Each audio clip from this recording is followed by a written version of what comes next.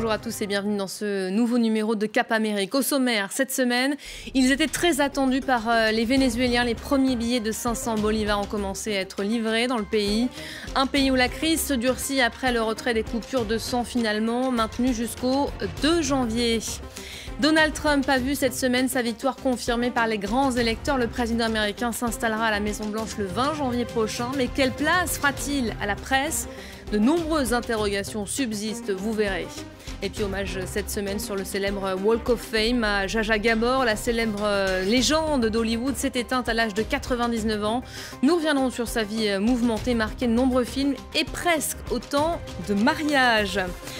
Mais tout d'abord, l'image de la semaine, scène d'apocalypse à Tultepec au Mexique. Ce n'est ni un cyclone ni un tremblement de terre qui a causé ce résultat, mais bien des feux d'artifice. Le plus gros marché du pays spécialisé en produits de pyrotechnique a explosé ce mardi après-midi.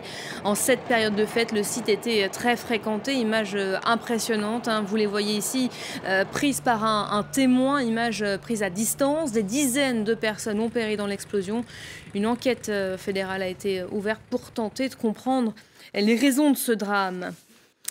Et le chiffre de la semaine maintenant, tout du moins pour les Vénézuéliens, c'est celui-ci, 500, comme le montant des nouvelles coupures très attendues dans le pays et qui ont commencé enfin à être livrées. En tout, plus de 60 millions de billets doivent être mis en circulation. La monnaie a été fabriquée de façon express après l'annonce du retrait des billets de 100. Mais face à la colère de la population et au pillage, la monnaie, les billets de 100 ont finalement obtenu un sursis jusqu'au 2 janvier. Nabia Makloufi. San Antonio del Táchira, côté Venezuela. Leurs valises sous le bras, ils sont des milliers à s'être précipités vers ce poste frontière dès l'annonce de sa réouverture. Tous espèrent passer de l'autre côté, en Colombie. Pas pour y séjourner, mais pour y faire le plein de nourriture, de couches pour bébés ou encore de médicaments, des produits quasi introuvables dans leur pays. Ce que je vois, c'est que ce sont les enfants qui souffrent le plus, les mères de ces enfants. En plein soleil, non, c'est le chaos, mon Dieu. Puisse Dieu nous venir en aide. En attendant d'être exaucés, leur sort dépend surtout de la volonté d'un seul homme, leur président, Nicolás Maduro. C'est lui-même qui avait ordonné la semaine dernière la fermeture des passages vers la Colombie et le Brésil. Une décision justifiée par un trafic présumé de billets de 100 bolivars, la plus grosse coupure en circulation au Venezuela, que le président avait brusquement décidé de retirer. Des scènes de violence et de pillage se sont alors multipliées dans le pays. Au moins 3 personnes ont été tuées dans ces émeutes. L'opposition réclame aujourd'hui purement et simplement le départ du chef de l'État. Nous demandons que le responsable de cet effondrement politique, économique et social, Nicolás Maduro, quitte le palais de Miraflores et que prévalent au Venezuela la liberté, la justice et surtout les opportunités pour les plus jeunes. Nous savons que c'est Noël et que certains nous disent que ce n'est pas le moment. Mais il ne s'agit pas d'opportunisme politique, c'est une nécessité.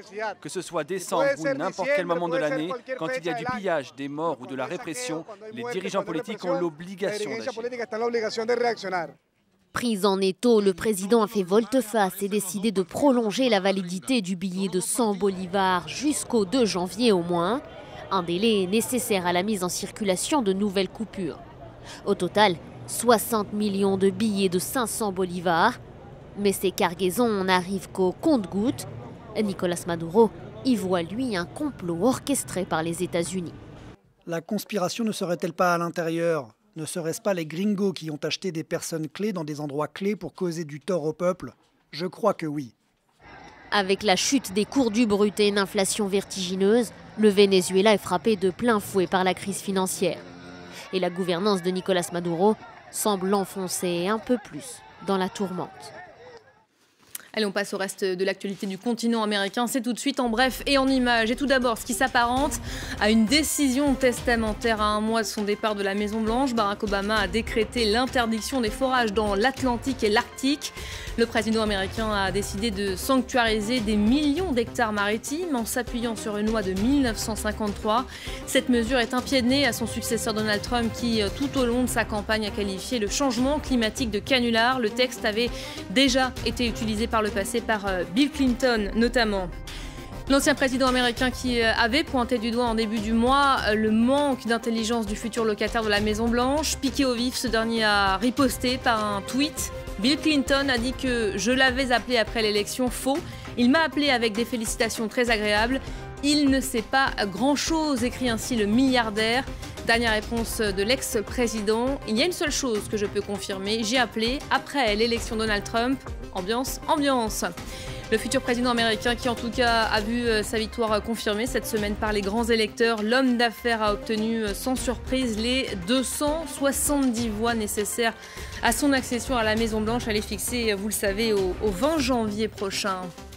Et l'arrivée imminente de Donald Trump à Washington est attendue par certains, redoutée par d'autres, et notamment les journalistes. La presse s'interroge sur l'accès qui lui sera accordé pour couvrir la Maison-Blanche. Contrairement au président précédent, Donald Trump n'a tenu aucune conférence de presse depuis son élection. Il continue de s'exprimer uniquement sur les réseaux sociaux, évitant ainsi les questions dérangeantes des journalistes. Julia Seeger.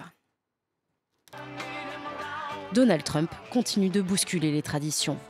Jamais un président élu n'avait dérogé à l'exercice de la très attendue conférence de presse post-élection. Une décision surprenante qui reste cependant dans la lignée de sa campagne électorale. Ces gens-là, les médias, ils sont extrêmement malhonnêtes. Nous avons remis en question la crédibilité de la presse et elle est tout sauf crédible.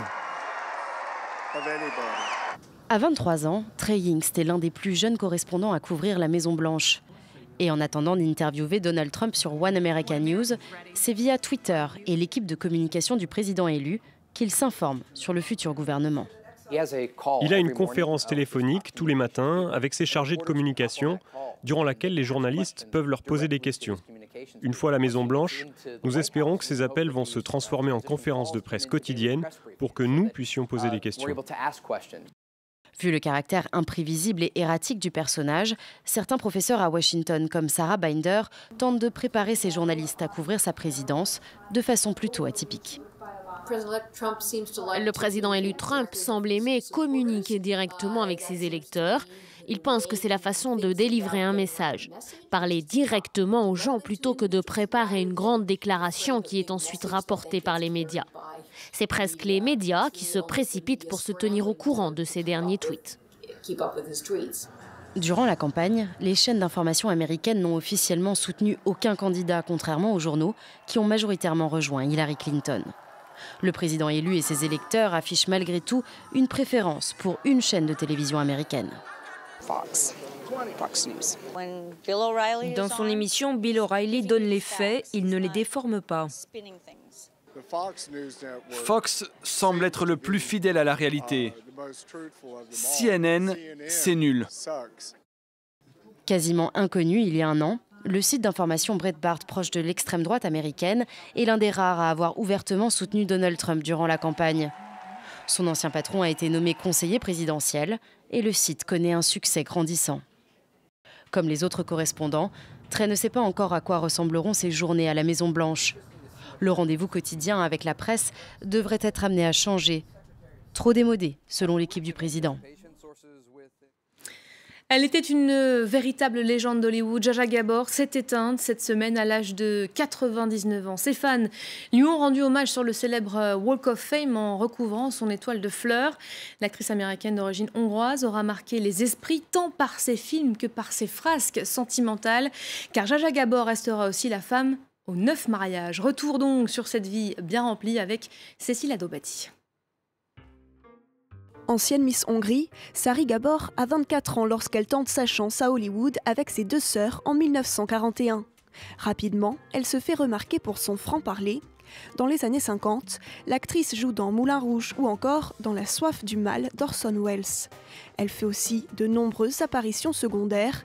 Si sa carrière d'actrice reste modeste, son plus célèbre personnage est sans doute celui qu'elle s'est forgé dans la vie. Scandaleuse, généreuse, la starlette hollywoodienne apprécie les mondanités et devient une sorte de Paris Hilton des années 60. Vous n'imaginez pas le nombre d'appels que je reçois tous les jours. Le monde entier m'appelle, la télévision, le cinéma, et j'écris un livre. Vous n'avez pas idée à quel point je travaille. Je pense que personne d'autre dans le monde ne travaille autant. Peut-être pas même le président des États-Unis. L'actrice d'origine hongroise défraie la chronique en multipliant les amants et les maris, 9 au total, tous capables de lui offrir un grand train de vie.